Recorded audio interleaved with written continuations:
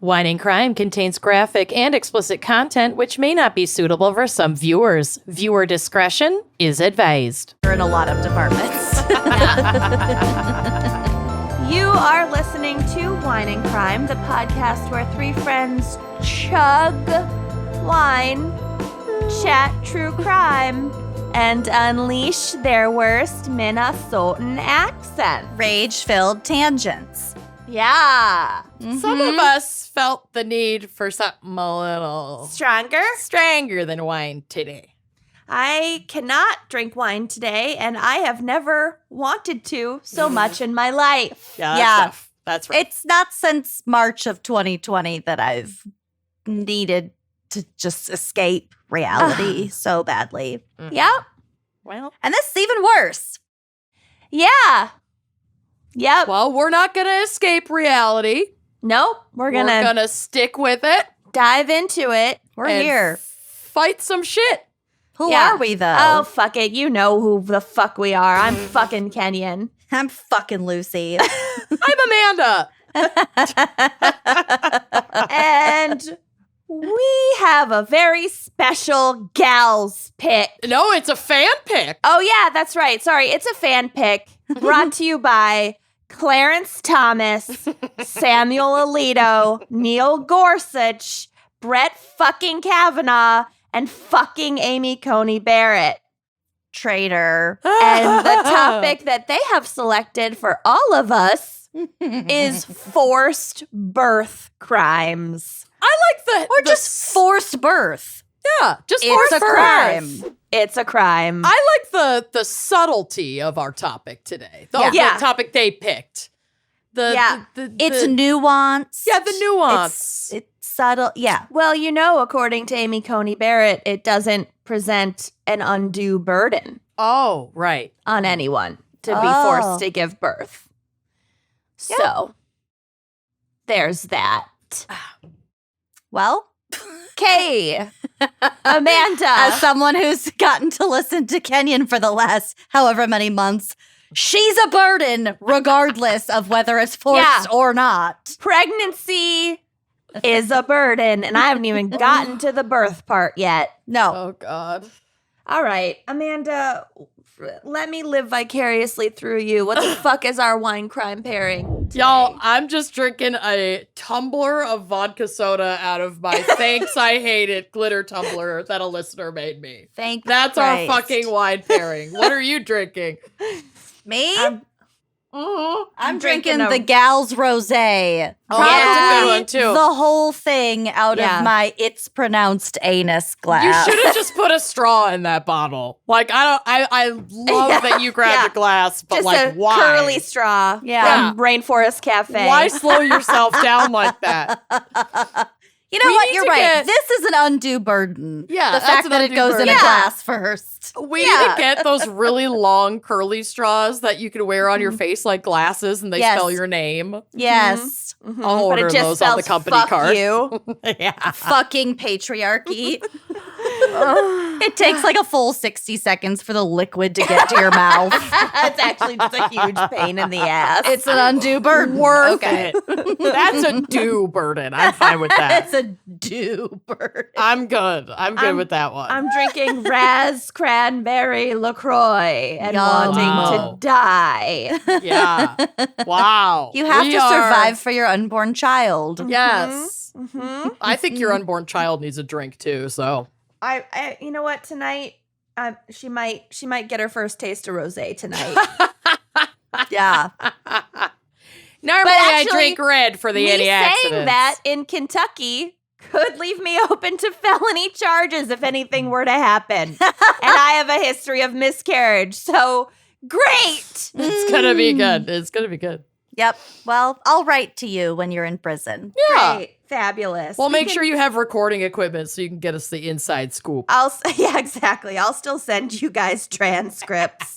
Just get a robot to read them. Scott will read them in a blonde wig, and we'll will have John set up little bars in front of your My cartoon. video cartoon. Scott just goes, and you know what that means? Means- Geography. Geography. Why do you do this every week? Fuck it. I am Kenyan. It's written into your transcript, your previously prepared transcript. It would be. It would be. my We know ourselves. We make Scott put on just red lipstick, halfway and then touch it up halfway through really great bangs. using her Skype camera. We just make a ready. Kenyan filter. We're ready for your I maternity am leave. nothing if not predictable, okay? I mean, we as the three of us are very much that. Yeah. Anyway, that's my wine crime pairing. I don't give a Yeah, fuck. fuck it. Who the fuck cares? Drink till you forget. Okay. Cheers. Cheers. All right, cheers. God. Lucy, what is our background and psych for forced birth? Forced birth. Well, I didn't really know where to start because I've been screaming about this all fucking weekend. Yep. Because as we record this happened, the Roe v. Wade overturning happened 3 days ago. Mhm. Yeah, we're recording Monday. It happened Friday. Yeah, so she's fresh. Mhm. But there's been a lot. It was actually really hard for me to write these notes because it was hard to synthesize, you know Yeah. what I mean? Same. So I'm just going to jump right in. So one of the main talking points right now from people on the far right, aka extremists, I have heard this personally from several people who support the overturning of Roe v. Wade is, well, now promiscuous women can't just use abortion as a form of birth control Mhm. Right. because that that's is- That what was anyone happening. was doing. Yeah, 100%. Mm-hmm. So just to correct, in case anyone listening has that notion, Or Um, somebody in your circle does, and you've had to hear them spew that bullshit. Mhm. yeah, that's just so fucking out of reality. Who does get an abortion in the US? So here's a little breakdown from the New York Times. Today, versus like 40 years ago, teenagers are having far fewer abortions, and abortion patients are more likely to already be parents. Mhm. Although there's a lot of debate over gestational cutoffs, nearly half of abortions happen in the first 6 weeks of pregnancy, and nearly all of them in the first trimester. And another thing, if you're not like period literate, when you're tracking how pregnant you are, you're already minimum 4 weeks. minimum 2 weeks, and that's only if you have a perfect 28-day cycle, Mhm. which No, only but- like 10% of people do. But by the time you can get a positive pregnancy test at home or at the doctor's office, you are minimum 4 weeks. Mhm. It's Yes. not possible to get a positive pregnancy test before then. You don't have enough HCG levels. But there in your is system. some milestone that is 2 weeks, but you will never know that you're pregnant if you are less than 2 weeks pregnant. Mhm. Yeah. It's impossible to know. yeah. So the typical patient, in addition to having children, is poor, Mhm. is unmarried and in her late 20s, has some college education, and like I said, is very early in pregnancy. But in the reproductive lives of women and transgender and non-binary people who can become pregnant across the United States, abortion is not uncommon. The latest estimate from the Guttmacher Institute says which is a reproductive health research group that supports abortion rights, found that 25% of women who will have an abortion by the end of their childbearing years. Yeah. 1 in 4. So don't think that The same percentage of people who will, or of pregnancies that will miscarry. Mhm. Mhm. 1 in which 4. is illegal in some cases already. Mhm. So, quote, there isn't one monolith demographic who get abortions, says Ushma Upadhyay, a professor with advancing new standards in reproductive health at the University of California in San Francisco.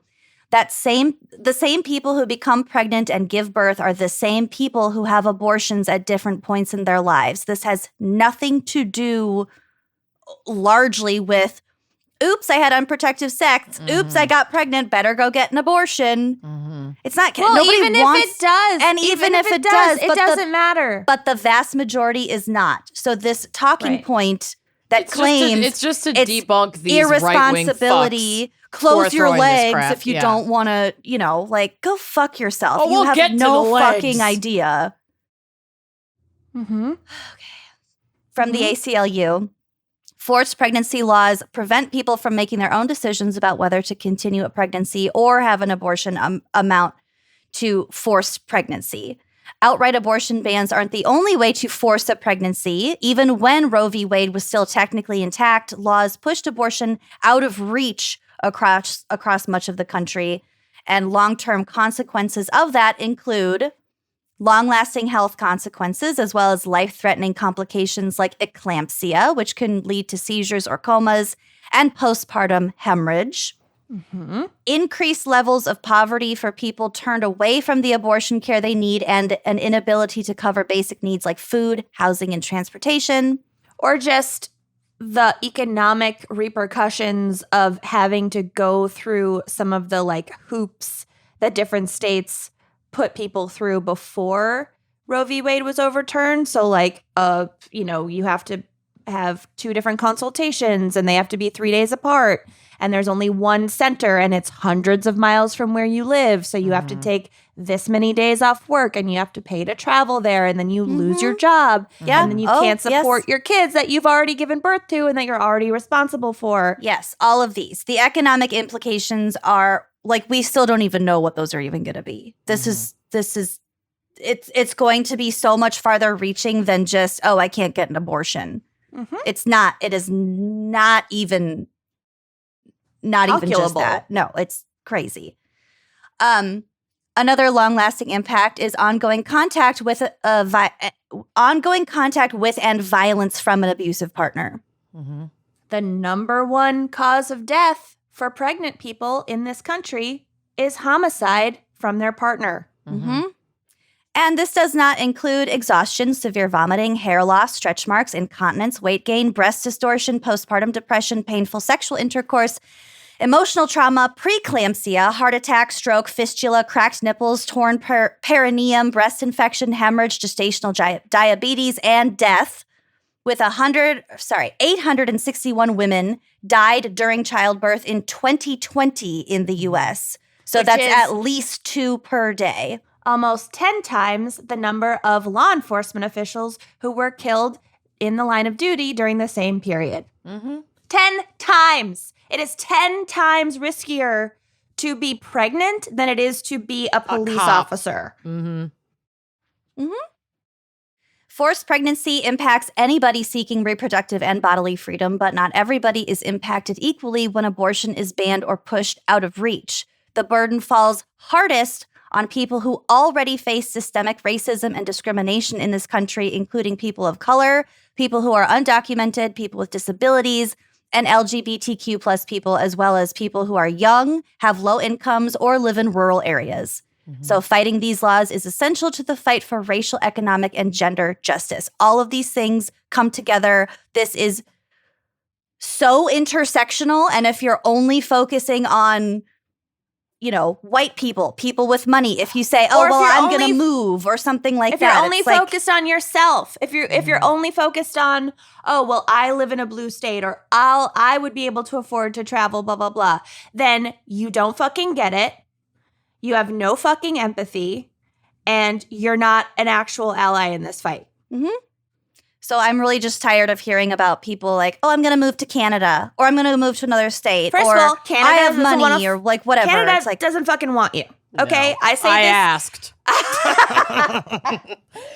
There's a reason I had to leave Vancouver, folks. I say this as a person who has been an expat multiple times, which is just a fancy word for privileged white immigrant. Yep. And these other countries, they don't want you, or you have to meet very specific criteria to They be don't want allowed you. to be there Mm-hmm. for a very specific set of time, and you have to have a visa, and you're not necessarily going to qualify for it, and it can be revoked at any time, and it's tied to your employment, and you don't just because you're a privileged American, you don't just get to decide to move to another country. Hello? I was talking to somebody and they were just like, I'm just gonna move. I've always wanted to live in New Zealand. I was like, fucking luck. okay. Yeah, okay. You should have thrown a dart at a map that didn't include the hardest place in the world to immigrate Good to. luck getting a visa. Like, I think it's Yeah. I really had a a rigmarole getting a master's tourist visa. Yeah. I had a master's degree, and I couldn't get a work visa in South Africa. Mm.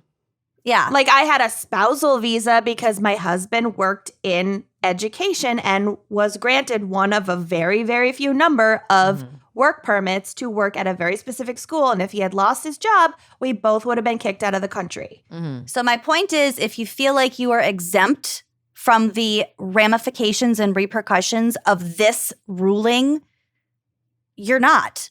Mm-hmm. And even if you technically are, you know and love people who are not. This will affect everybody. And if you think, well, I'm pro-choice, but I would never get an abortion, which I used to fuck in my early 20s before I fucking knew shit. I used to say shit like that because I've always known that I wanted to be a mom and have kids. So I used to literally fucking think and believe and say, well, I'm pro-choice, but I would never have an abortion. And you know what? Life is long, and you don't fucking know what's going to happen to Well, you. it's And not you even don't fucking know always- what you're going to need. You're It's not not always even- aborting a viable fetus Exactly. either. Like, you don't know if you were going to have an ectopic pregnancy. You Right. don't know if you were going to need a DNC on any amount of your miscarriages. You don't Right. know, like, what.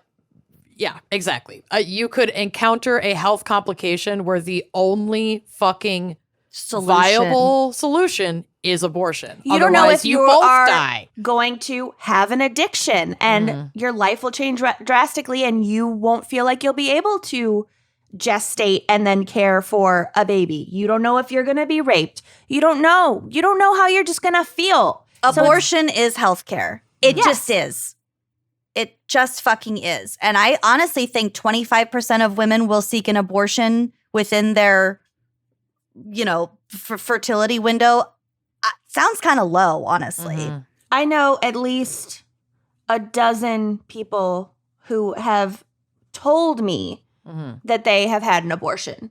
And I'm sure that there are plenty more people that I know that have had one and just haven't talked about it. Mhm.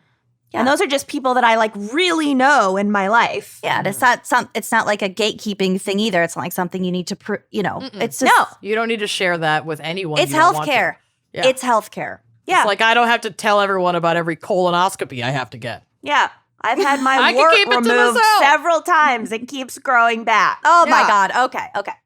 So essentially overnight, and as of recording this episode, since it is bound to get worse, 26 states in the U.S. have or will ban abortions outright, ultimately affecting over half of American people who can get pregnant ages 15 to 44.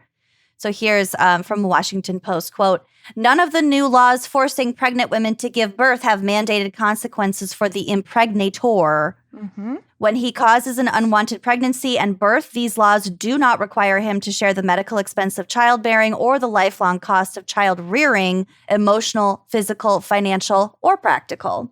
Economic hardships of government-forced childbirth include a woman's job or income loss, years of unpaid childcare, and increased household expenses. Women most often bear the brunt of these costs when a child is unplanned and unwanted."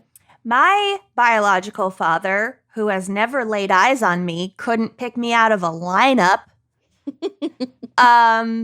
lived about 20 minutes away from me my whole childhood, declined to meet me. My mom had to take him to court for Child support. child support. Mhm. The max I think he ever paid was $150 a month, plus me being on his health care. Mhm. And he lied about his income so that he could pay less in child support every month because a lot of his income was under the table. And what else? He would pay late. He tried to trick my mom into getting rid of her lawyer. He was like, let's make this more amicable.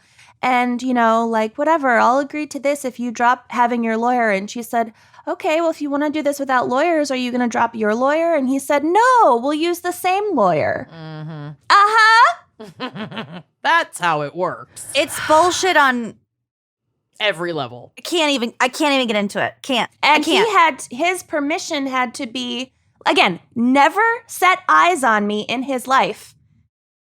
And his permission had to be granted for me to get a passport to leave the country with my mom when I was a child. Mm-hmm. Not great, folks. Not great.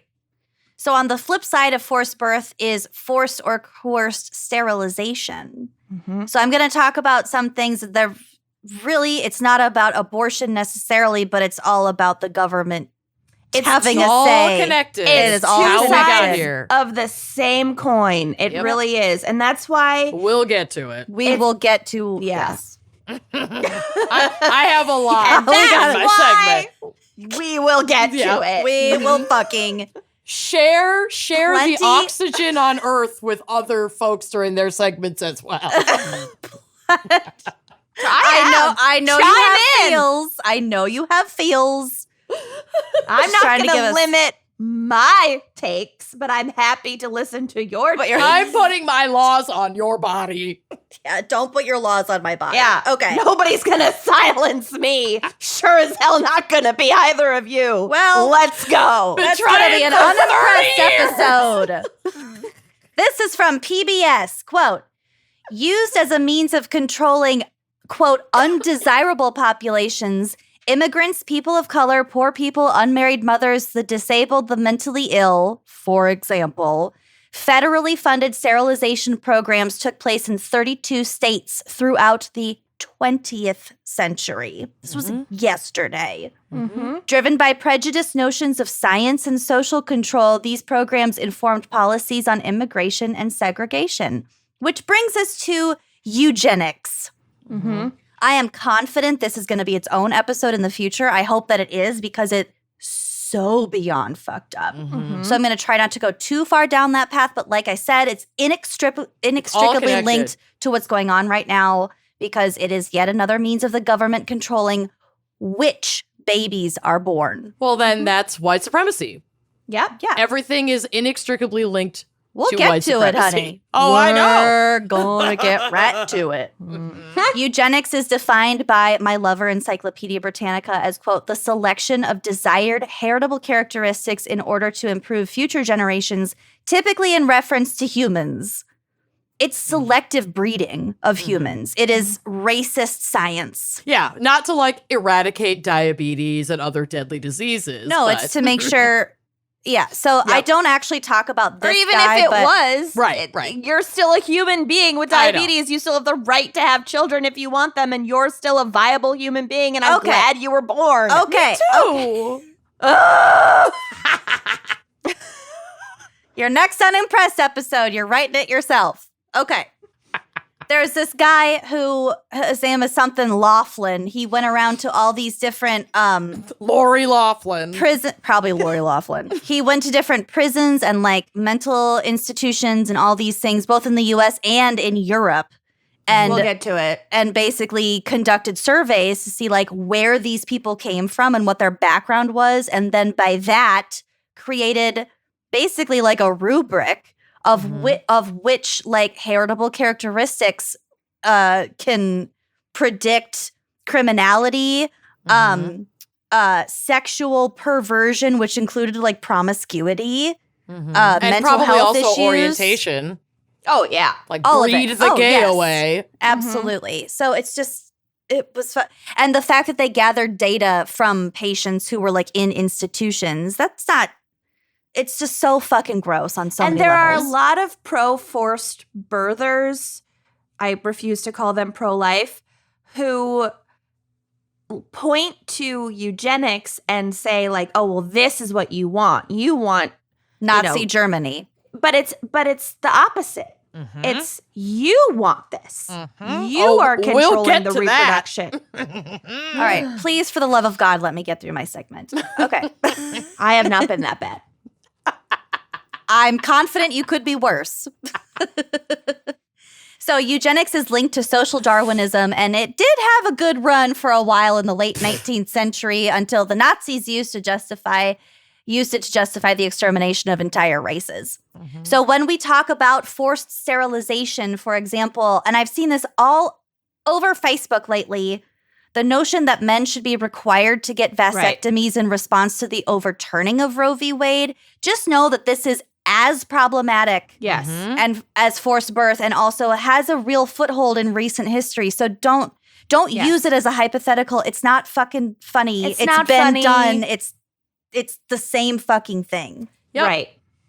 And that's different than saying like you are a man and you choose to get a vasectomy. That's fine. No, forced vasectomy. But all the forced vasectomy talk, those it's jokes, just you're using the same fucking shit, the same weaponry against the quote unquote enemy, and it doesn't fucking work. It's extremely triggering, I really imagine, for people of color because it's been especially used against them. Recent history, which I'm getting to right now.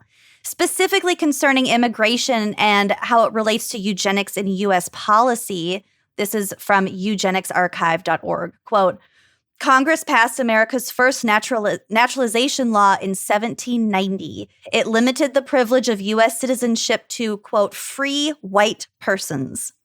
About a century later, immigration laws began to restrict who could enter the country. The 1882 Act to regulate immigration prohibited entry to, quote, any person unable to take care of himself or herself without becoming a public charge. Yep. And so just disabled folks, not even considered. Not even. You can't come in. Also, just a hint to all of the white Americans out there, like 90% of you, your ancestors came before it would have been illegal for them to come here. And that's the only reason they were able to come here and have those generations, including you, is because we weren't strict about immigration back then. But most of your fucking ancestors wouldn't have qualified. So fuck you. It depends on when they came over, but yeah.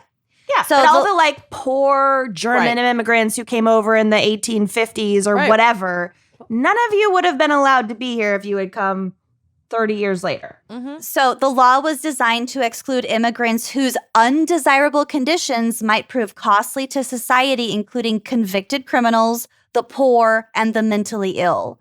In that same year, the Chinese Exclusion Act was the first measure to specifically target immigrants by race or ethnicity. So initially, immigration wasn't a federal issue. Like they could set rules and laws and whatever, but any state that had a port, it was that state's responsibility to monitor who was coming into the country. So in the 1890s, the feds built a single port of entry on Ellis Island, which is an incredible museum. If you've never been to Ellis Island, highly recommend. It was really fucking cool. But because it was just in this one small island and thousands and thousands and thousands of people were going through it, like it's just the sheer number of like humanity that was going through Ellis Island is mind blowing. So this led to outbreaks of smallpox, typhus, cholera, amongst other diseases. So this resulted in health inspections by public health services of every individual entering the country. And once there was more emphasis on the health and therefore the social value of individuals, we start seeing calls for things like literacy tests and reports of, like I mentioned, the Laughlin guy, the trends of the origins of the, quote, inferior stock. Specifically those coming from Southern and Eastern European heritage, so Italians and Jews. So this is just one example of eugenics being used to control certain groups, and it has been used widely in the U.S. as, quote, a commonly accepted means of protecting society from the offspring, and therefore equally suspect of those individuals deemed inferior or dangerous. So the poor, the disabled, the mentally ill, criminals, and people of color. We will get to it, how some of those things are defined, because right now, some people might be thinking, well, do we really want the mentally ill and criminals? No. It's like, first of all, everyone is mentally ill. And second of all, we will get to some pretty wild cases that fell under those umbrellas during the Nazi regime, and you might be surprised at whether or not you would have been chosen for forced sterilization. I probably would have been. Oh, I definitely would have been. But Blind also, in like- one eye, mentally ill, Yep. born poor to a single mom. Yeah, like, Bum pancreas over here is Yeah. definitely not making it. and like we've talked so many times Bad about at like math. different traits that might result in criminality. Fucking Like- called out. Like maybe you're more likely to fall under like a psychopathy or something like that. That doesn't mean you're going to be a murderer. Right. No. Like You're going to be a really good doctor. These are behavioral issues that they have, just relied on genetics, assumed that they played a big enough role to limit the It's reducing human beings to livestock and sorting them accordingly. Mhm. like lazily too. Yeah. Yeah. So this is from PBS. Southern states in the U.S. employed sterilization as a means of controlling African American populations. So what they called Mississippi appendectomies My God. was another name for unnecessary hysterectomies performed at teaching hospitals in the South on women of color as practice for medical students. Mm-hmm. A third of the sterilizations were done on girls under the age of 18 and as young as 9 years old. with no consent. No, this was forced sterilization of Black people in southern states. I obviously knew that occurred and was rampant. I had never heard the term Mississippi appendectomy before. That is fucking revolting. It's Oh really my gross. God. So another example of government-controlled reproduction is China's one-child policy. Mm-hmm. So this was implemented in the late 70s with the intention of limiting the country's exploding population.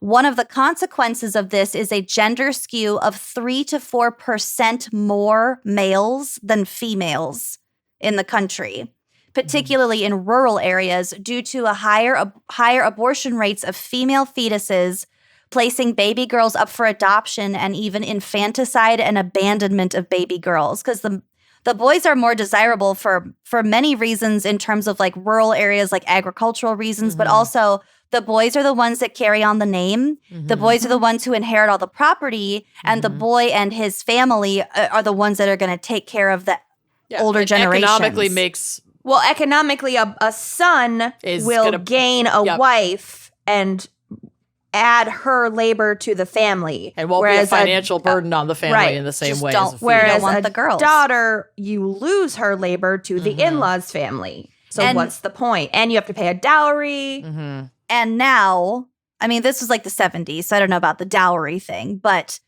now Oh, there's still very much, yeah, that was still an issue then. so there are so many more males than females. So these males that can't find a wife, that never get married, so that they therefore don't carry on the family's lineage, are called Like Guang leftover. Gong. It translates to broken branches, Mm. like of the Mm. family tree. They're just snapped off. No more. One of my bosses in China was a woman. She was born in the 70s during the Cultural Revolution, and her parents were poor and rural, and they didn't want a daughter, and they left her on top of a mountain as a newborn to just die from the elements. Mhm. And her grandparents Just kill her outright. Jesus Christ. How is Right. that more empathetic? Well, her grandparents heard about this and they were like, no, this is too barbaric. And they went and found her abandoned on the mountaintop and brought her back and raised her themselves. Mhm. And now This is like the plot line for Oedipus. I know. It's like actually. And well, she was a fucking crazy person. I wonder why. But she then turned out to be extremely pretty, and she married this like wealthy Chinese businessman and had all this money now that she's an adult and in her 40s. And so she like is supposed to take care of her parents and grandparents. It's like her, filial obligation. Mhm. But she took care of her grandparents in like luxury, like Mhm. lavish surroundings. And her parents who abandoned her, she had in like a shit rundown apartment. Like, Yeah. They weren't her real parents anyway. Fuck them. Yeah. That's a boss move. I like that. Yeah. She Other was consequences of the one-child policy include a massive elderly population without enough younger people to care for them, and some estimates are in the tens of millions of unreported second or third or whatever pregnancies, leading to undocumented people in the country. Yeah. There's no record of their existence. They can't work. They can't get married. They can't live in the public eye because, according to the state, they don't fucking exist. They can't even really travel domestically because you still need permits to travel. Can't go to school. Yeah. Like, you just can't. Healthcare. Yeah. Also, now, because their population is so fucked, I'm stress eating candy, just for fine. listeners at home. They've gotten rid of drinking rosé. They've gotten rid of the one-child policy, and now they've increased it. And I think if you earn enough money, you're allowed to have like up to 3 or 4 or whatever. So now it's becoming like a status symbol in China to have multiple children. It has been for a long time, though, because you were able to essentially buy your way into having more than one kid. Yes. It was not everybody who this affected. Right. And now there's talk, because that still isn't doing enough, like even wealthy families still aren't having enough children to like fix their fucked up birth rate, that they're talking about banning abortion. Cool. Well, now the U.S. has done it, and well, I mean, set a great example. See how if the well government- this whole thing works. If the government can control your reproduction, they can control it in either direction. Mm-hmm. That's kind of what I was trying to sort of show in my segment. This is not just abortion. This is a precedent.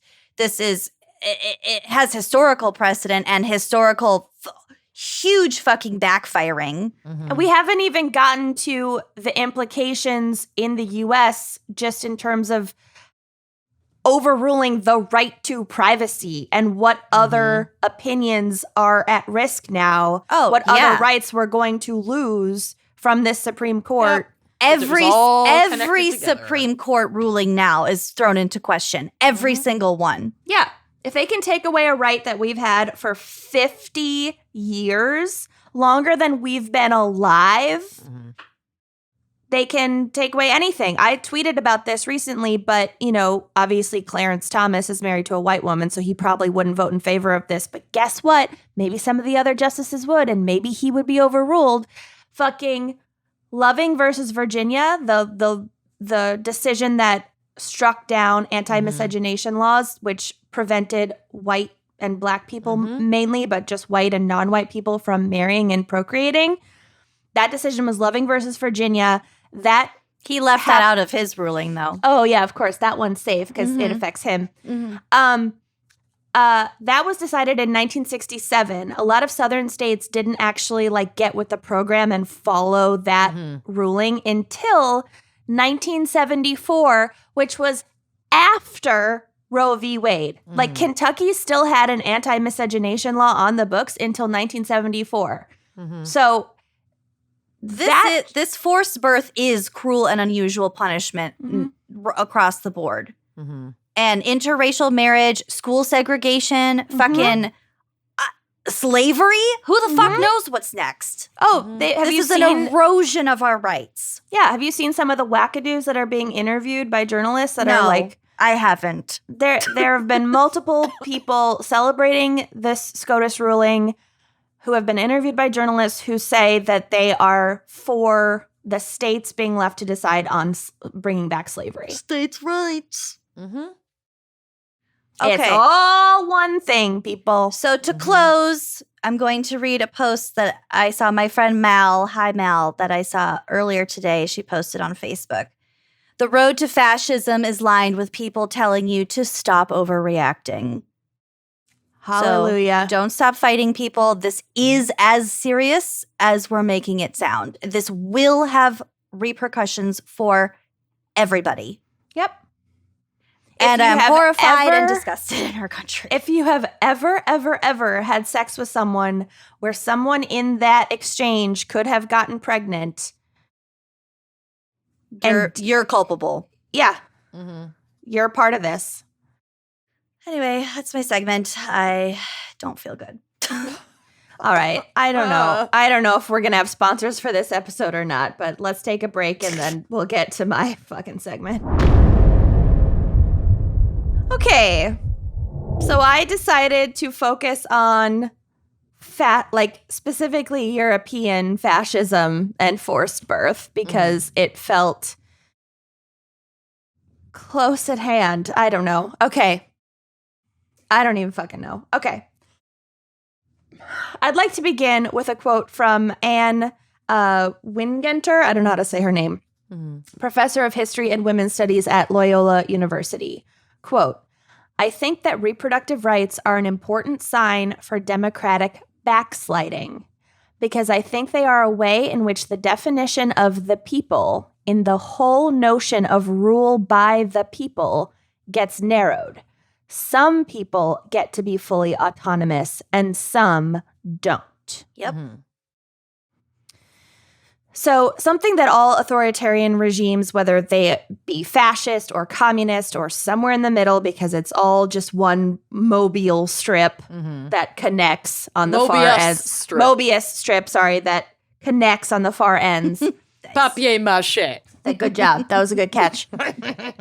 Something they all have in common is an obsession with controlling reproductive rights and women's bodily autonomy. And when I say women, I am including anyone who can get pregnant and give birth.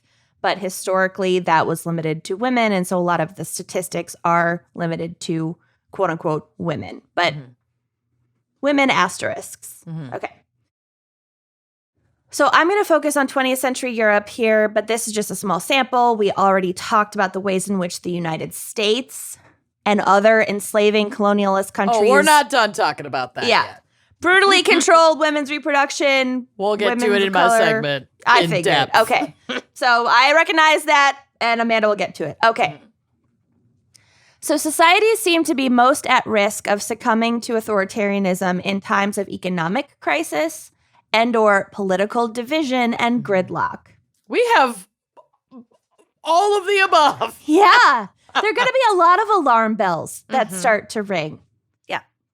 So for Europe, the rise of both fascism and revolutionary Bolshevism, or like communism, occurred in the aftermath of World War I. You said bullshitism. I thought so too, but I was like, I like it.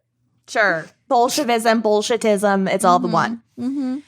So tens of millions of people, many of them young men of like prime reproductive age, were killed in the worst war the planet had seen up until that point. And so the economies of especially like the losing countries were in shambles after World War I. There was high inflation and historically low birth rates. Fewer young dudes to fuck or get married. Folks are too poor. They can't support a kid. They get married later. All of those things, which we all have now. And this had elites in an absolute panic.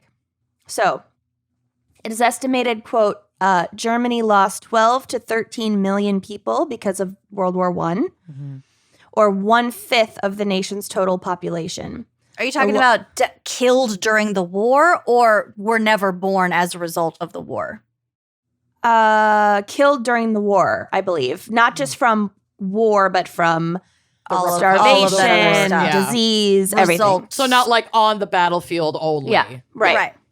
As a result of the war. Of the war, yep. Okay. A lot of which was like disease. The loss of these Germans was not bolstered by the birth rate, which declined post-war and continued to decline throughout the interwar period.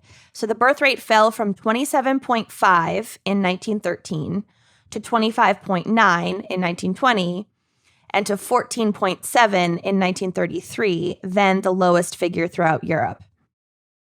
So it's no surprise that restricting reproductive choice was one of the very first moves of every European fascist regime. So Adolf Hitler became the Chancellor of Germany in January 1933. And at the time, the political landscape was extremely fractured. Basically, like the people on, even like in the center, but like center left and center right, fucking vehemently hated each other could not come together to form a centrist coalition. Mm-hmm. And then they both had even more extremes on either side. So the extreme far left, there was a communist faction, and then the extreme far right was obviously the Nazis, okay? Mm-hmm. So even though Hitler never got more than 40% public support, public approval before he became chancellor, The popular vote. 40%, he still ended up getting the reins, becoming chancellor. It's complicated, but it's because it was so fractured, and that's how he came to power. Okay? But he came to power legally. Mm-hmm. Right away. Democratically.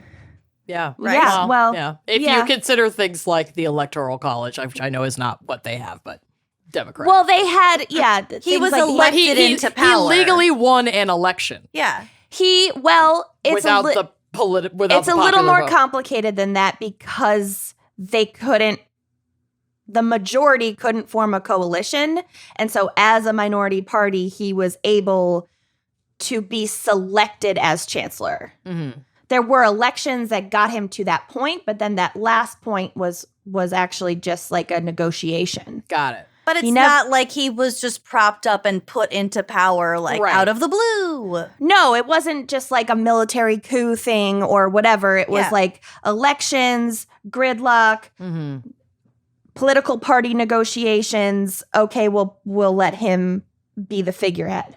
Right. Yeah. I'm just saying that he came to power from the same in Legal means. some of the same ways that we put our Exactly. fascists into power. Very similar. And the 40% thing should cause absolute alarm bells because apparently 40% of countries just like authoritarianism. I don't know. So right away, the Nazis began implementing a combination of policies to increase the white Aryan birth rate. Mm-hmm. These were, quote, a combination of punitive pro-natalist policies. For example, information about birth control. Giving information about birth control became a criminal offense, which some states are already talking about trying to implement, and that would go to the Supreme Court because of First Amendment issues. But, some states are already talking about it, criminalizing information about birth control and abortion. Not even just contraceptive, but Well, there's information the about contraception. that's already been around. The abstinence only sex ed shit. Sure, there's the Hyde Amendment, there's abstinence only sex ed, but there's also like criminalizing someone just going on the internet, on and social Googling, media and being yeah. like, this is how you could have you could self-administer an abortion at home with these herbs. Mhm. Some states are trying to like criminalize that. Oh my God. So that went first. Abortion was already illegal, but it was basically just ignored. Mhm. So it wasn't closely monitored. Like it's like it's always been. It's like people would figure out how to get themselves abortions and nobody criminalized that. Well, now the Nazis criminalized that. Quote, with women facing up to 5 years of penal labor for consenting to abortion. Okay. Mm-hmm. In September 1935, so less than 2 years after Hitler came to power, the Nazis passed anti-miscegenation laws. Basically, the Aryans and Jews can't marry or procreate together. By December of that same year, Heinrich Himmler had already set up the Lebensborn program. Mm-hmm. So we're going to get into the full horrors of the Lebensborn program in a minute. But first, I just want to compare and contrast how, like, the German, when there was still democracy in Germany, how they handled trying to increase the birth rate versus how an authoritarian and fascist regime handles trying to increase the birth rate. Mm-hmm. So Germany's Weimar Republic in the post-World War I years was also concerned about the declining birth rate, and they wanted to encourage citizens to have larger families. So they, quote, attempted to encourage motherhood through a host of social welfare programs. Mm-hmm. These programs included tax benefits, maternity leave benefits, increased health care to combat the high infant mortality rate. Because it is the concern of a state's government to promote, I guess. A healthy birth rate, I guess. I mean, there are issues that will affect the nation if you have a wonky birth rate, but also every time you try to Fuck with it. fuck with the birth You rate, find out. Yeah, things can Every happen. time you try to fuck around, you find out. Yeah. But hey, if you want to make sure that like babies that are born are surviving, Fed and infancy, clothed. Yeah. fed and clothed, And that your main concern isn't just that they're boys or they're white or they're wealthy. yeah, if you just want healthy children or even just supporting Living children. Living children. And making sure that like people that have just given birth don't have to go back to work still hemorrhaging blood. Mm-hmm. That's not just about pregnancy. That's postnatal care, Right. people. that's all fine. Yeah. But a lot of these programs of the Weimar Republic failed because they weren't inclusive enough and they weren't generous enough. So, quote, these programs did not, however, realistically encourage the majority of working women to have more children. The incentives given often excluded certain groups of women, and working women could not feasibly partake in all aspects of the programs because of working class lifestyles and financial concerns, end quote. So basically, the government only wanted to encourage middle and upper class families to have more children. They didn't want to actually help poor and working class families have a better way of life. Yeah. Because they still needed poor and working class women to work 12-hour shifts in the factory because all the young men were dead. And elites looked down their noses at the poor people and they didn't want, ew, gross, more poor people being born. So they had these like tax benefits and maternity leave things, but only for certain women, only for the upper crust. Does that fucking sound familiar? Yeah. Like, oh, there's maternity leave, but only for full-time federal employees, and it's only paid this amount of time. And like white collar jobs and Yeah. Yeah. And all these companies that are getting all this attention on the news right now, Disney. talking about Disney and Amazon, and they're going to pay for their employees to travel for abortion, blah, blah, blah. No, it's only for full-time employees. Yeah. There's going to be plenty of red tape all over that offer. Yeah. There always fucking is. That is not a feel-good story.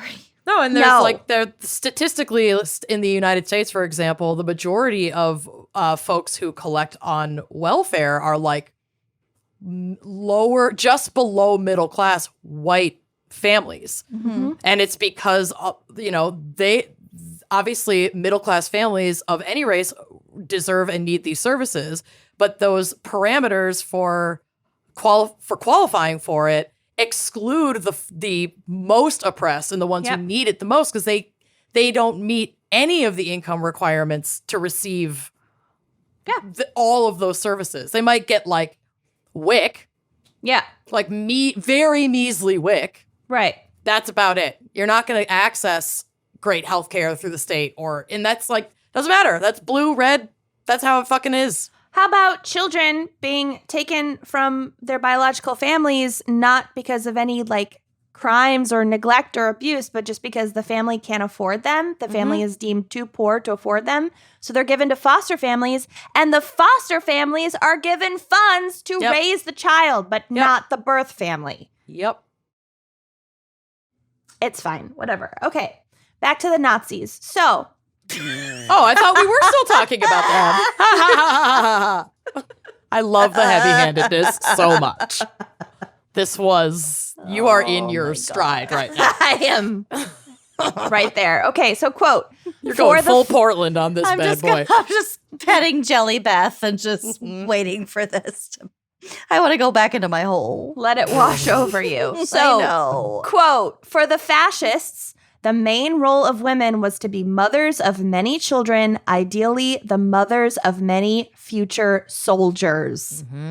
Yeah, that same ideology was Birth repeated your children to send them off to death. in we'll all of get to that too. the eugenics shit in the early 20th century. They looked, like I said, the Laughlin guy was going around and like saying seeing where people were from and like their lineage and whatever. It's like, well, these people have a horrible military. We don't want people from this area. Yeah, It's like, oh God. It's just about what that child can be in service to the state. It's advantages to the state, period. And when it comes to the Christian white ethno-nationalists here in the US, it's service to the church Yeah. and state.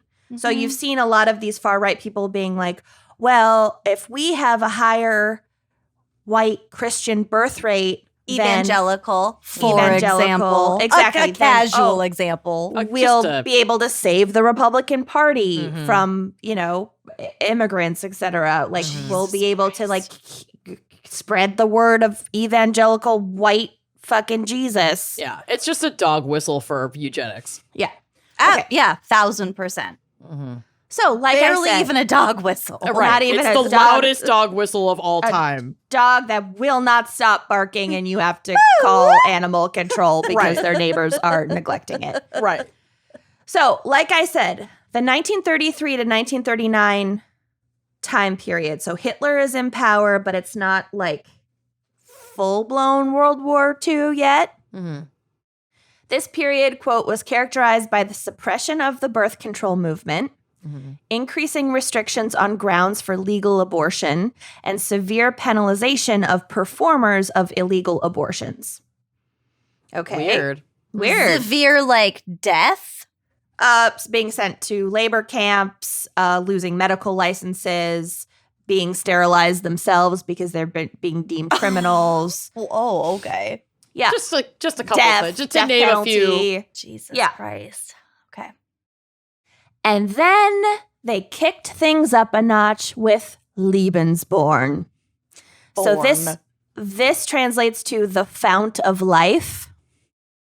And it was a wide-ranging set of policies underpinning Aryan birthing centers. Ick. First in Germany and then throughout occupied territories. Basically, they were state-run birthing centers for mostly unmarried women who were pre-screened and deemed to be racially pure and healthy to give birth to Aryan babies. They were it's literally Handmaid's Tale. It's literally fucking Handmaid's Tale. Yes. In these centers, and then those babies would be given up for adoption to Aryan German families, with the priority being given to high-ranking Nazi party members, of course, who wanted babies. I mean, yeah, yes, The Handmaid's Tale covers that, but that's also like we did that during slavery here in the U.S. too. Like, it's nuts, the lengths that fucking white supremacy will go to survive. It is kind of important to talk about The Handmaid's Tale in this because, Black Americans have been going through this for generations. I know.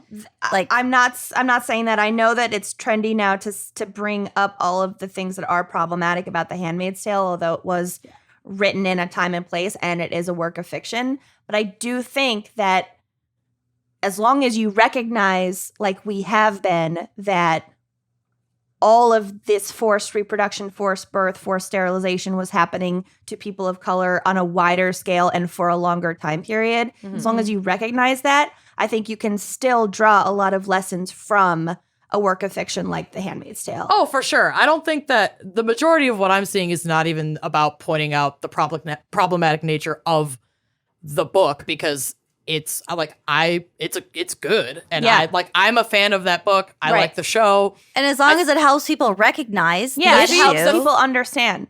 The feedback that I'm seeing mostly is from like Black and brown people is that it's harmful to them to draw from a work of fiction to make a point, to have to like draw in your fellow white people specifically, and not to be able to garner that reaction and that response from the very real world events that happened right here in the United States. It's not that the book is bad, and there are plenty of Black and brown creators I've been seeing online who also really like the book and just don't feel like it's an appropriate like face It's of really this not It's like, movement. appropriate. it has to Right. happen to you and people who look like you for you to Exactly. care. That's exactly the issue. And That's- it's not a dystopian novel. Like, It has we'll happened. look at like the Yeah, it's indigenous like- population. Exactly. And we'll get to those details, but that's what we're saying. But and I've also ordered Parable of the Sower, which I've seen a lot of people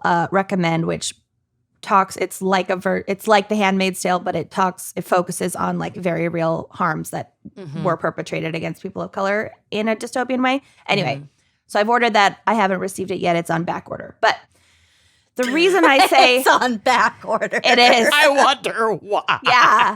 I love it. Okay, so the reason I say it's like Handmaid's Tale is that it's literally fucking white, pre-screened, unmarried, healthy women brought to a birthing center to give birth to children that will automatically be adopted by high-ranking officials. Right. It's just That the is the plot. Handmaid's Tale. It's just the Literally. plot.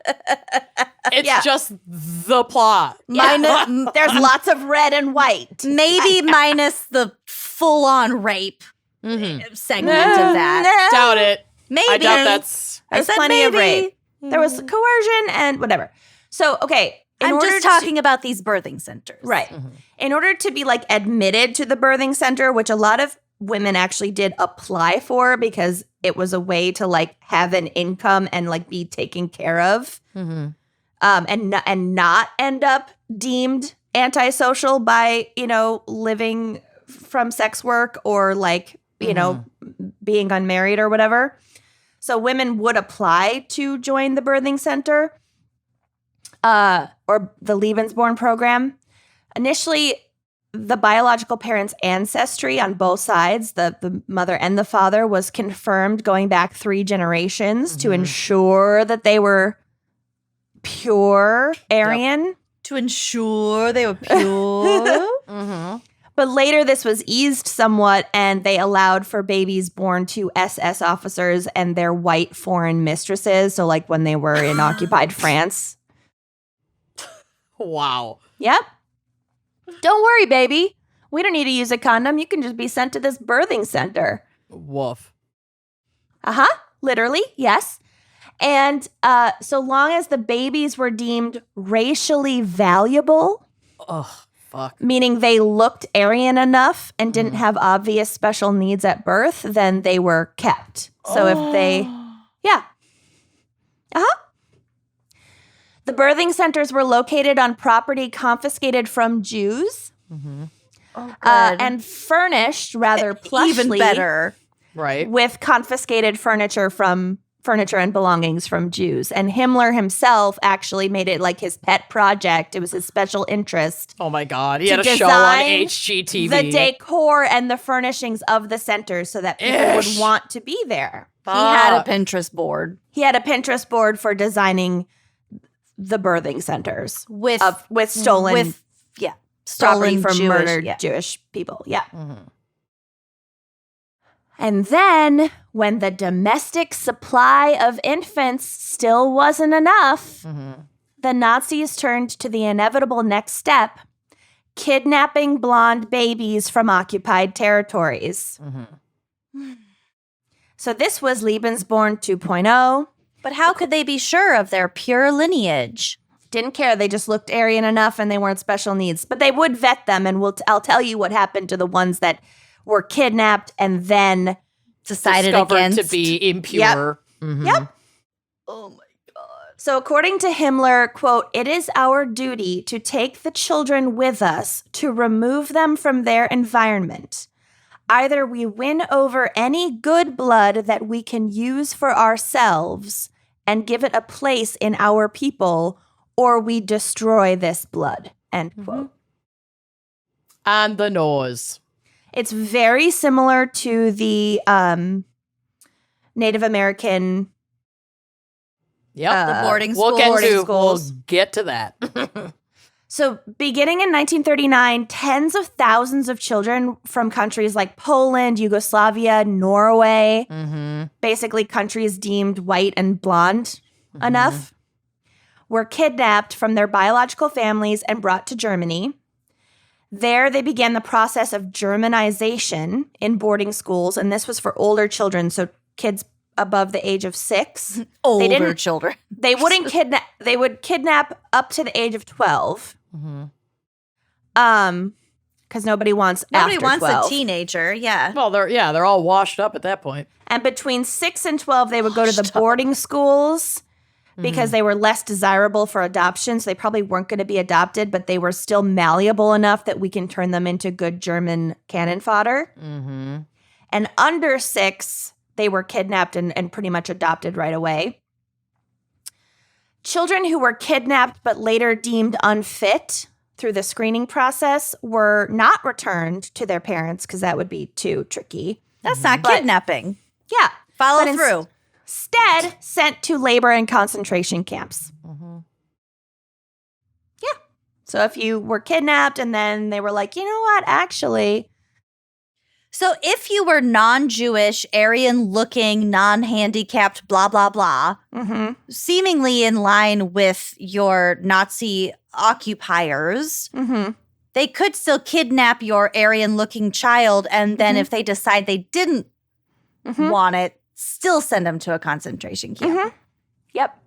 I'm just making sure I got all that right. Yeah, Making sure I forced labor, follow but yeah. this. Yep.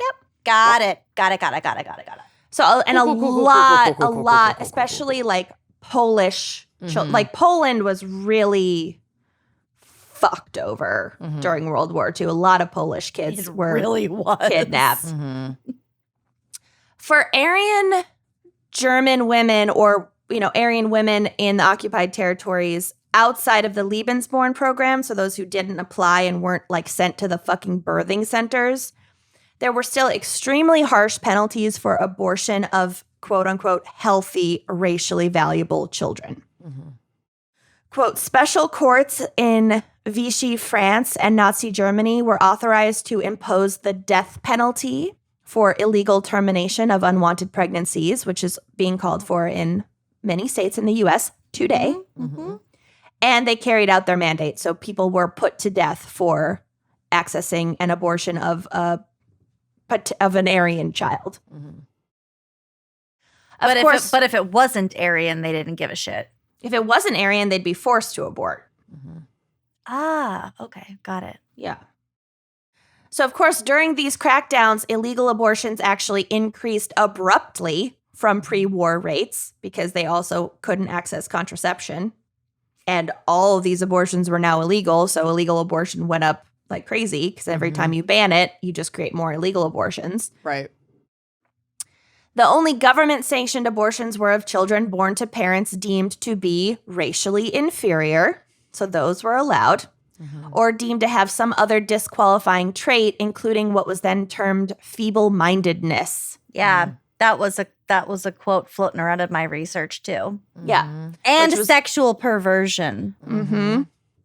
So after the war, during the Nuremberg trials, Nazi apologists pointed to American politicians' endorsement of forced sterilization as a justification for their own crimes. They literally are like, well, they were doing this in the U.S. for decades, so we're not any different from you guys putting us on trial. So there are quotes from Hitler's speeches about like, well, we didn't start this. They're already doing this in America. Like multiple occasions. Yep. We are awful. Sorry, I'm burping. The Nazi defense lawyers at Nuremberg really relied on that fact. Yeah. That the U.S. was also monstrous. It was a precedence. Yeah. So hundreds of thousands of people throughout Europe were forcibly sterilized for crimes such as failing a math or grammar test. I'm out. Bye. Like literally they would stand in front of like a tribunal.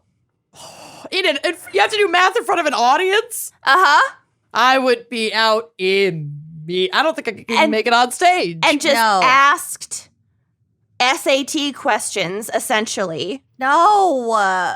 And if they took too long to answer or they answered incorrectly or whatever or were nervous, sent for sterilization.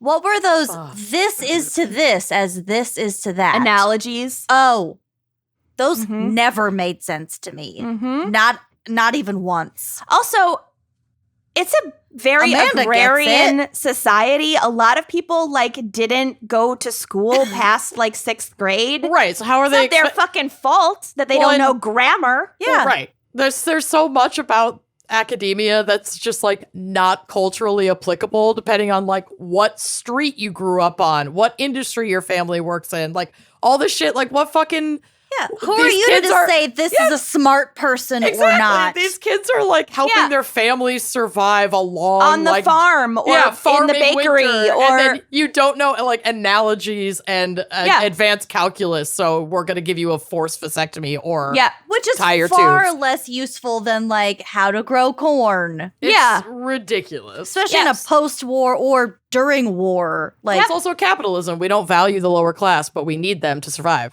right. Great. Right. So failing a math or grammar test, having a criminal record, or having a family member with a criminal record, I'm out. 2 for 2. being Oh, I'm mentally so ill, out. 3 for 3. or being seen as being at risk of becoming mentally ill. 4 for 4. So mentally there, iller. there is an example of a German woman who the state targeted for sterilization because her grandfather had died by suicide. Yeah, Oh, it's for it's fuck's eugenics. sake. Like they don't Yeah. want that. Yes, they don't this want a is- history of mental illness in your bloodline. Yes. Which also found out my paternal grandfather died by suicide. So I just wouldn't have lasted long. No. Mhm. No, no, no. Would have been like, have you seen the eyes though? Have I you was seen just them? gonna say, but my eyes. It's the bucinator. I mean,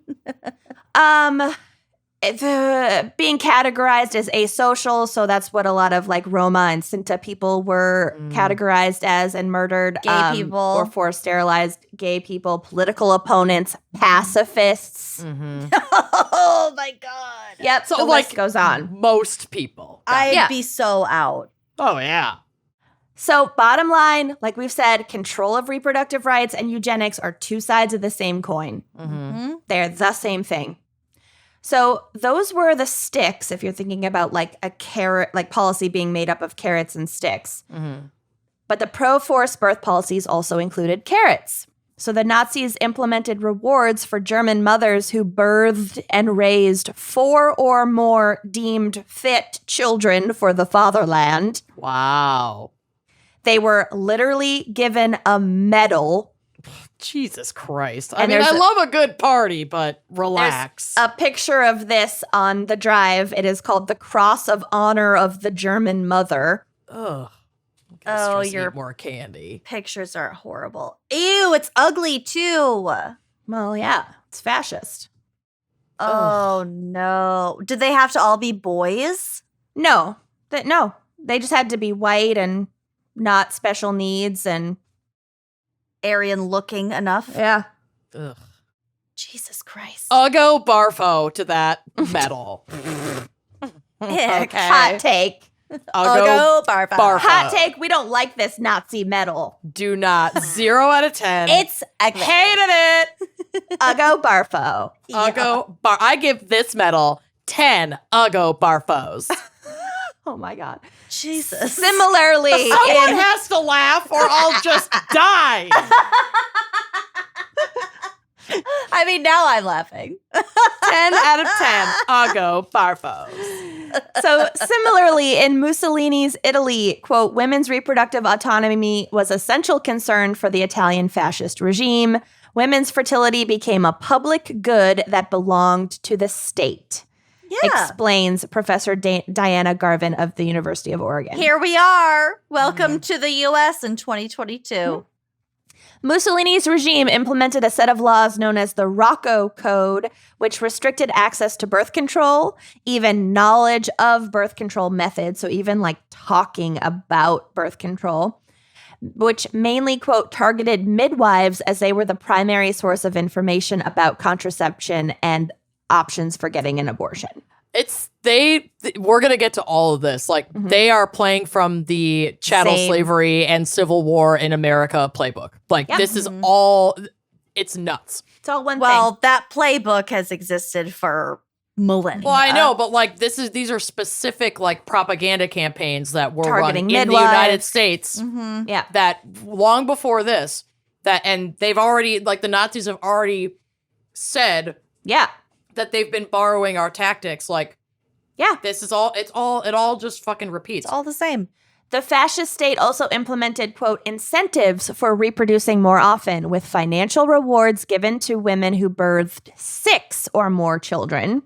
Oh, the tearing. And literal parades were put on to honor such Italian mothers. Wow.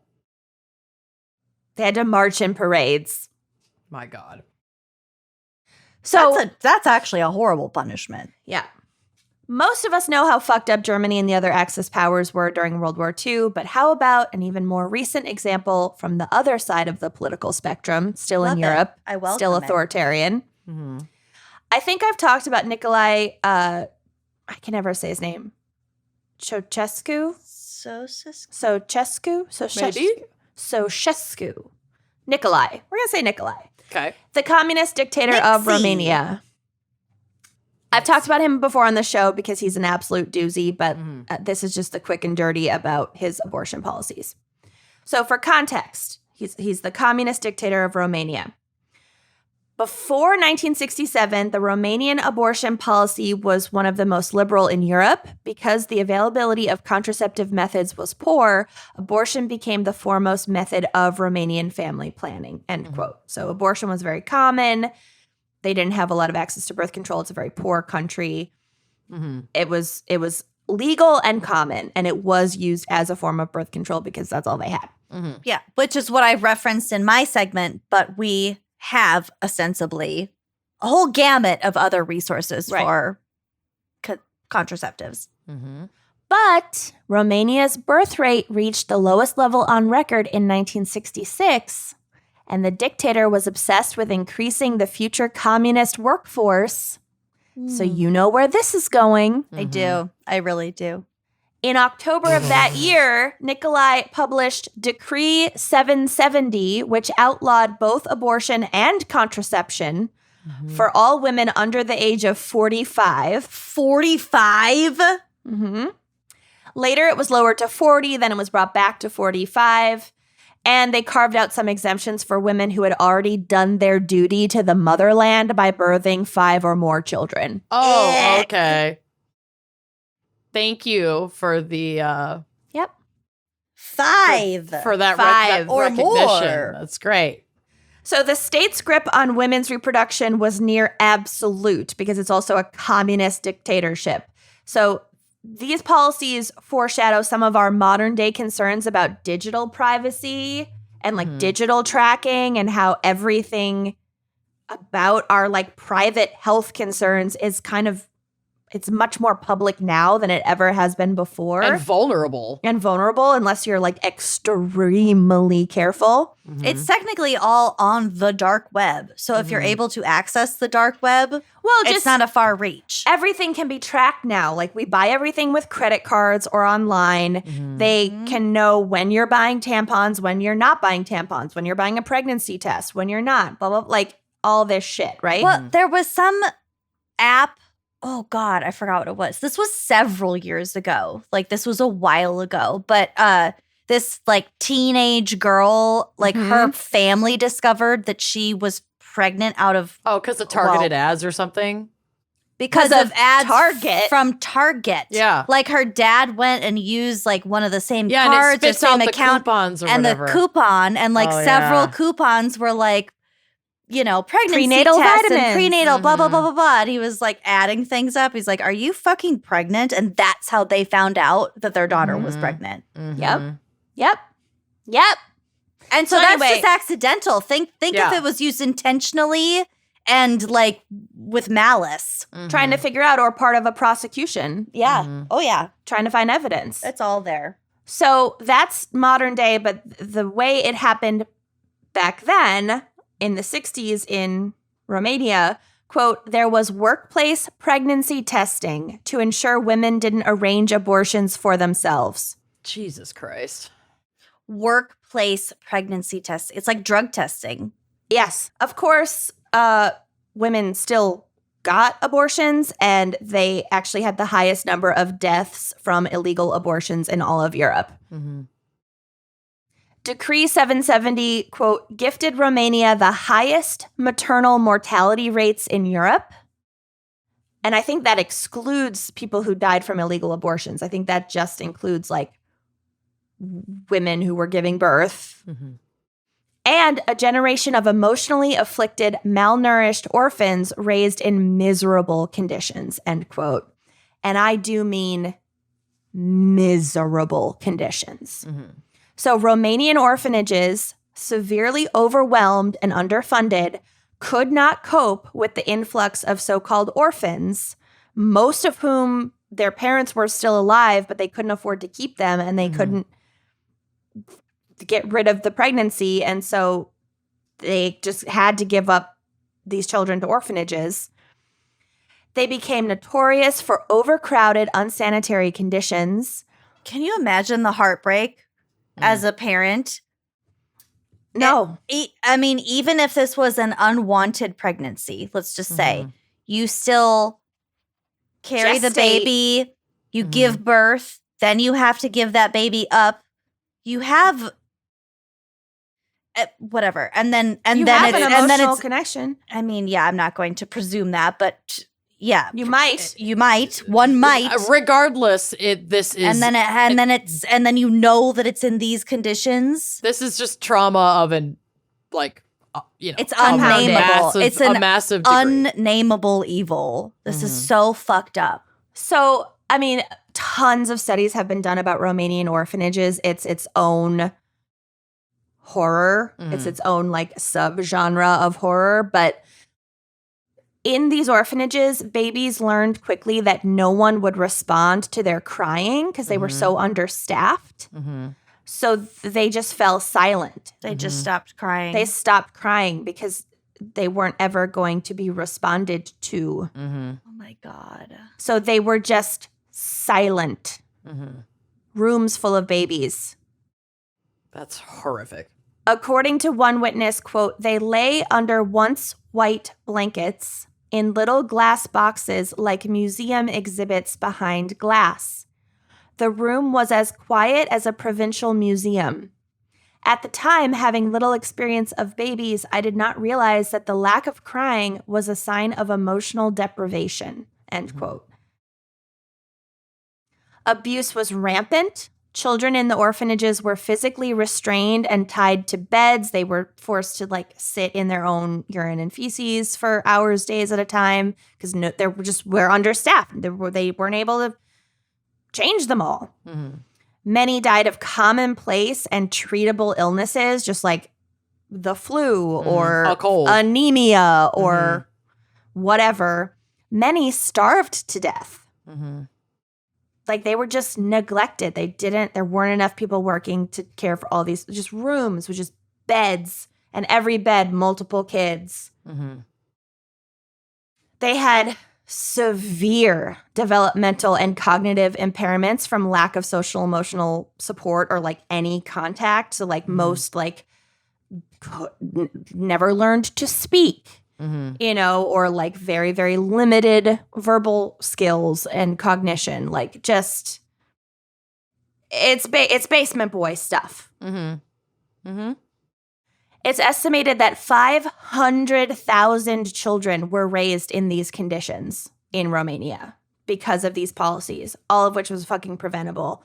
Most never recovered from the treatment they received in these state-run institutions. It's something that Romania is still dealing with today.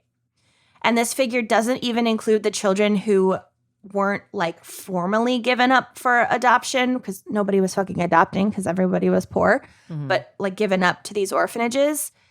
Lots of children like stayed with their families for a while and then the families like couldn't afford to keep them or were shuffled into like even worse poverty. And then these children ended up on the street. All of which was preventable, and we know that because literally, quote, in the first year after abortion was legalized again in Romania, the maternal death rate fell by 50%. And like literally all these problems just started to resolve. It's fucking horrific. And there's so much more to be said, but like that's my fucking segment. It's like this is we've seen this all before in a lot of places. And if you think that this is not what's happening here, or you think that it can't happen here, like you're fucking naive. It happened. It just didn't happen to white people here. But it has happened and has been happening here for a long fucking time. And now it's just happening to more people. It's just getting worse. Yeah, it's just getting worse. So, like, the time to fight against this was a long fucking time ago, but it's never too late to start. Mm-hmm. So we need to fucking get started. Yep. You okay, La? No. Yeah. I don't think any of us are okay. I know. So, yeah. So that's my segment. Okay, so, I mean, we've already been down this path, but I wanted to just start my segment with a massive trigger warning, specifically for our listeners of color, because we're going to be talking about forced birth in the slavery era of the United States. And it's super fair for you to protect your wellness and turn this off if you do not want to hear this. But conversely, for our white listeners, I do encourage you to continue listening. And there's just a whole hell of a lot that we were intentionally not taught in American history. And I personally learned a fuck ton from this research. And as we discussed earlier, like, I'm also a big Handmaid's Tale fan, and I really needed this information to, like, sit with the fact that Black, brown, indigenous, people of color, disabled people, impoverished people have endured these atrocities of, like, forced birth and forced sterilization here in the United States since its founding. And before, yeah. And before, like, by colonial, like, you know, I'm putting this more in the perspective of colonialism in the United States, and it's really fucking barbaric. Yeah. So this is a quote from the ACLU. Quote, "It is worth reflecting on the racist origins of the anti-abortion movement in the United States, which date back to the ideologies of slavery. Just like slavery, anti-abortion efforts are rooted in white supremacy, the exploitation of Black women, and placing women's bodies in service to men. Just like slavery, maximizing wealth and consolidating power motivated the anti-abortion enterprise.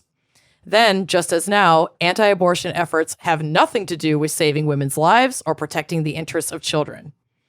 Today, a person is 14 times more likely to die by carrying a pregnancy to term than by having an abortion, and medical evidence has shown for decades that an abortion is as safe as a penicillin shot, and yet abortion remains heavily restricted in states across the country." And now that's a quote from before the before times Roe v. Wade was overturned. So, like, this is just how it has been for the last 50 years with Roe v. Wade, and law. Like, we're kind of, what we're going to cover today is kind of like a how we got here in the U.S. Would we have to call it BO, like before overturning? Before overturning. Nah. I don't like that acronym. Don't love it. acronym. As someone who often has BO, I'll get confused. Yeah. No, I don't feel targeted. I just know I'm going to get real mixed up. In the BO times. Yeah, and I'll be She's like, oh, sorry. girl, I get it. It's my bad. So this connects closely with the historical practice of midwifery. So before the Civil War, I think it's midwives. midwifery. I think midwifery. It's a horrible word. I It's the prefer only midwifery, so that's just what I'm going to do. But it's midwifery. I I'm believe sorry. you, but I don't like it. So It's I'm not disgusting. So before the Civil War, midwives were basically the only birth workers and birthing experts. Like, that's it.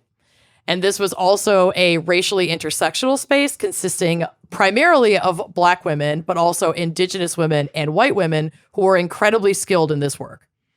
So midwifery wasn't only for birthing. Get a whiff. It wasn't only for birthing. Midwives provided reproductive health care, including contraceptives and abortions. But when the Civil War ended and slavery was overturned, white men took up the mantle of reproductive care the way they saw fit. Yeah, suddenly it was like, oh, well, now White we can have... like educated, quote-unquote, doctors. And more people fucking died when they got involved because We'll get to they it. didn't believe in germ theory. It's fine. So, quote, skilled black fine. midwives represented both real competition for white men who sought to enter the practice of child delivery and a threat to how obstetricians viewed themselves. So the fragile male ego. Male gynecologists claimed midwifery was a degrading means of obstetrical care. I'm fine. I've had a little bit of this vodka. Degrading. Yeah. Well, if black women can do it, how Yep. hard can it be? Precisely. That's the ideology. Oh, okay. They viewed themselves as elite members. This is the white doctors viewed themselves as elite members of a trained profession with tools such as forceps. We'll get to it. You don't have to chime in yet. Oh my God. And other technologies and the modern convenience Good of hospitals. preemption. Yep. Listen, I got you. And the modern convenience of hospitals, which excluded black and indigenous women from practice within their institutions, end quote. It's also now recognized that the foundation of modern gynecology and the development of those modern techniques and tools were through the horrific and deadly experimentation on enslaved black women who would be surgically opened and studied without any anesthesia. Yep. Many did not survive these experiments and died by the thousands. Because there were racist ideas that black people couldn't feel experience pain. And that ideation still exists prominently in medicine today. So before we distance ourselves from this era with the passing of time, allow me to use the Grandma Helen unit of measurement. A woman Always that, scary. Unit. It's Yep. always terrifying. a woman that I knew into my 30s. So this famous speech entitled Progress Toward Ideal Obstetrics, written by Dr. Joseph DeLee, was given in 1915, only 2 years before Helen was born. The entire speech is propaganda against midwifery, and it's long, so I'm not going to read it all. I'm just going to read one little excerpt. It's long and full of bullshit. Exactly. Quote, the midwife is a relic of barbarism. Oh. In civilized countries, the midwife is wrong, has always been wrong. The midwife has been a drag on the progress of the science and art of obstetrics. Her existence stunts the one and degrades the other. For many centuries, she perverted obstetrics from obtaining any standing at all among the science of medicine. Yeah, it's her fault that men didn't want to take it up because it was a gross women's work. Yep. Okay. Even after midwifery was practiced by some of the most brilliant men in the profession, such practice was held opprobrious and degraded. Opprobrious. That's Yep. a good word. I'm Googling it. Like opprobrium. So campaigns like these also opened the doors to a multitude of additional racist laws, not just limited to like outlawing abortions and outlawing midwives. Quote, indeed, the racist campaigns launched by doctors against black midwives extended to anti-immigration legislative platforms targeted at Chinese and Japanese workers. The Page Act, which restricted Chinese women from entering the United States, is a part of this shameful legacy. This broader 20th century anti-Chinese campaign became known as, quote, yellow peril, end quote. DeLee and Horatio Storer urged white women to, quote, spread their loins across the nation. A dog whistle about the threat of too many blacks and Asians in the United States. And Oh, Great replacement theory. It was around 100 years ago. It's around now on Tucker Carlson. yeah, it was Yep. around yesterday. American hospitals also banned the admission of black people after the Civil War, not just as doctors, nurses, and employees, but also as patients. And this Oh. like carried on into basically Jim Crow. And in subtle ways carries on now. So this ban and the near elimination of the practice of midwifery, which was a field primarily dominated by black women, still affects us today. So, quote, in the US, the CDC reported that black women experience maternal mortality 2 to 3 times higher than that of white women. The estimated national maternal mortality rate in the United States is about 17 per 100,000 live births where the mother passes. but it is about 43 per 100,000 live births for Black women. Jesus Christ. That is horrific. That is and what deplorable. What Louisiana male Republican senator? Oh, we'll get to Louisiana. He recently said, like 2 months ago, maybe he said something about like maternal mortality is really high in Louisiana, but if you don't count Black mothers, then it's not so bad. Yep. He said that in a speech. Got it. Cool. Mm-hmm. Good to know where if he you stands. disregard the most affected by these statistics, Right. then the statistics... Because in his brain, Black women don't count because this is about white women birthing white babies. Yeah. Yep. Because Black women And Black women can are die. an anomaly. Yeah. And expendable. Yep. So medical racism remains in the United States, and though we can't get into that right now, obviously, I encourage anyone listening to read Medical Apartheid, The Dark History of Medical Experimentation on Black Americans from Colonial Times to the Present by Harriet A. Washington. It is an unbelievable book and very fucking eye-opening. So legislation was passed nationwide that kept women and people of color, like women at all, does not matter, period, full stop, as well as people of color of any gender on the spectrum, out of the field of healthcare, specifically reproductive health, and also to ban midwifery and abortion. So some may argue that banning abortion would benefit people of color because it would lead to an expansion of their population. That is an actual argument I have seen. But this is false.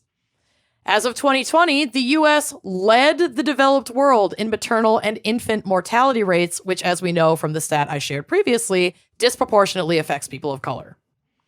For many, safe access to abortion is the only way to preserve the life of the parent and allow them to have more children in the future. It is also worth noting that the states of Texas and Louisiana are considered the deadliest in the developed world for folks to give birth in.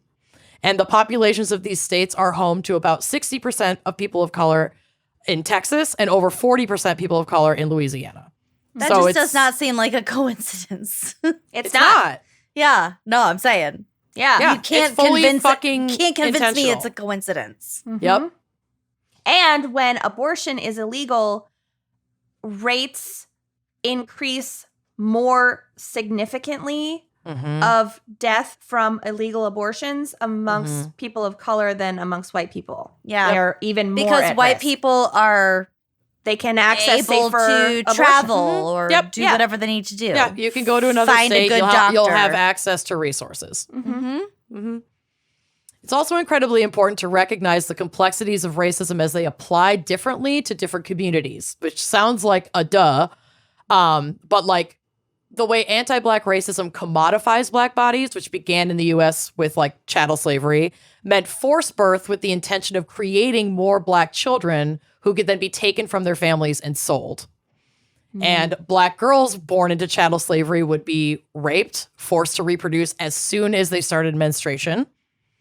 There were extreme measures taken within the enslaved African community to try to protect each other, even if that meant birth workers in the community performing abortions or trying to electively, like with consent, sterilize so that they're not continuing to get pregnant.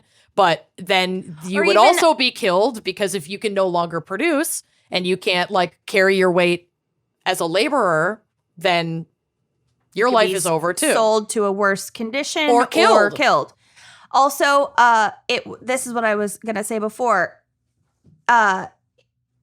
It was access to enslaved women for sex was used as a carrot for enslaved Black men to behave and be rewarded. And it's very telling that like access to sex with men was not a carrot for enslaved Black women.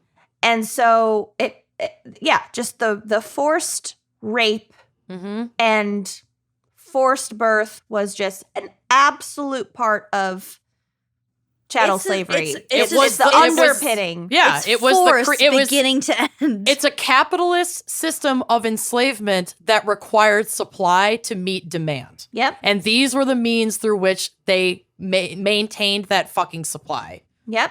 So this has been happening in this country before. And it so is fucking disgusting. And so now we can draw parallels to like forced birth back to forced pregnancy, back into forced sex in the first place.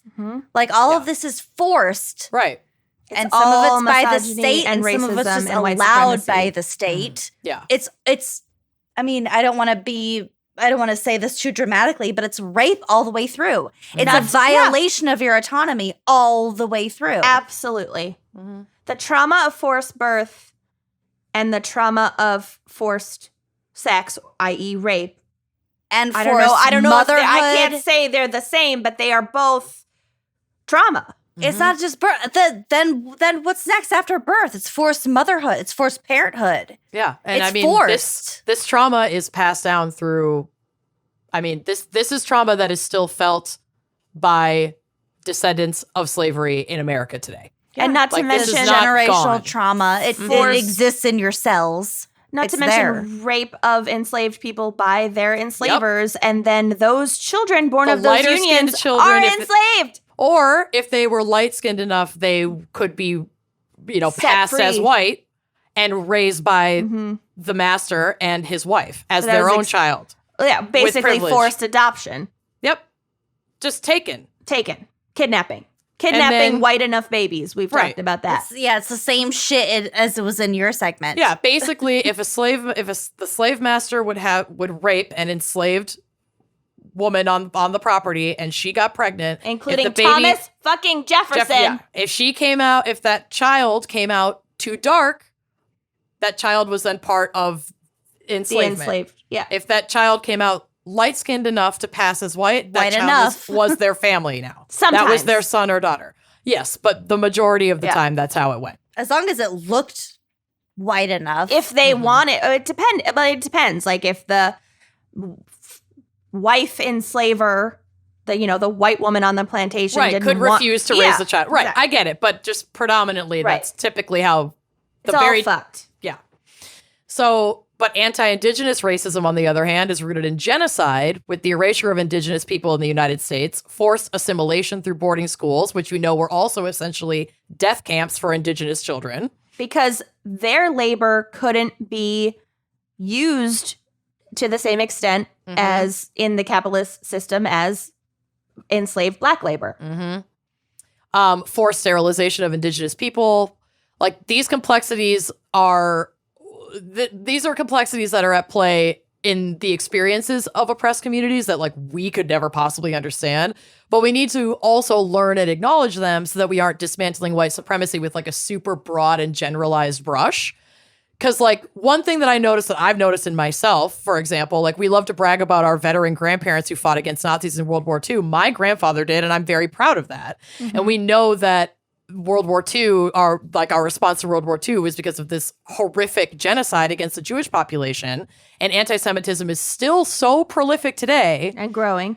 and growing. And then we also at the same time ignore our own legacies of genocide against like Indigenous communities in the United States. So if you're one of the folks out there who, these Republicans, primarily like white Republican Greatest country men, on earth. yeah, talk about, our We stormed the beaches. Exactly. the And great then- generation. Right. As we're fucking, still discovering the bodies of Indigenous babies. And it's just like the level of disconnect, and it's a chosen apathy that we have to be able to conduct ourselves that way is really fucked up.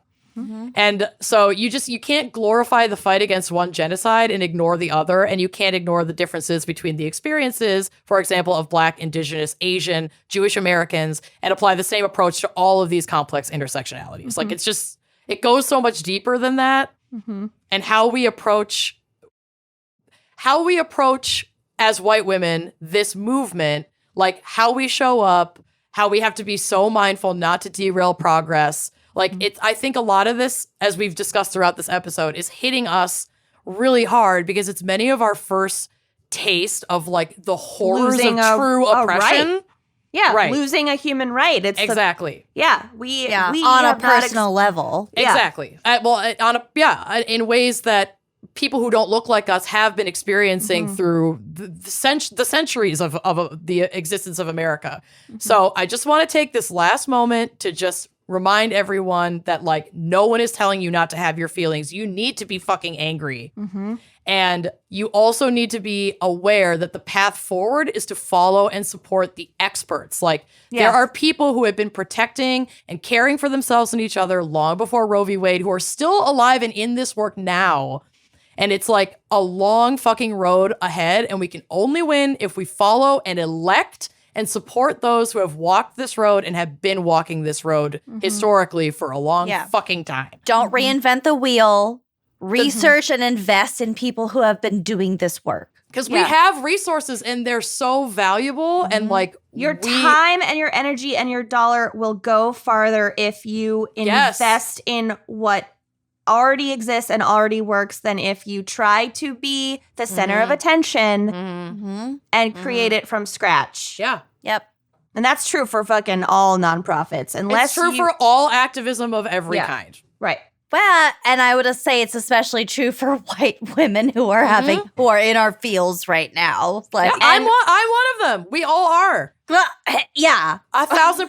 And that's like we should have our feels. Yeah. We And just can't harm people while we're having them. That's all we're saying. A lot of the work that needs to be done is the unglamorous work, and you need to be willing to do that. Otherwise, you're not actually helping. And I've been fucking guilty of that before too. I've been like, well, what if I can do fundraising is always needed, but like like fundraising on behalf social of an media organization or whatever. It's like, well, no, actually what we really need is for you to like sweep this common room and set up the chairs so we can have our meeting. Right. People who know what the fuck they're doing. Just get down to basics. And also, like, can you donate money, but that money can go towards like printer ink and keeping the lights on. Whatever's needed. Yeah.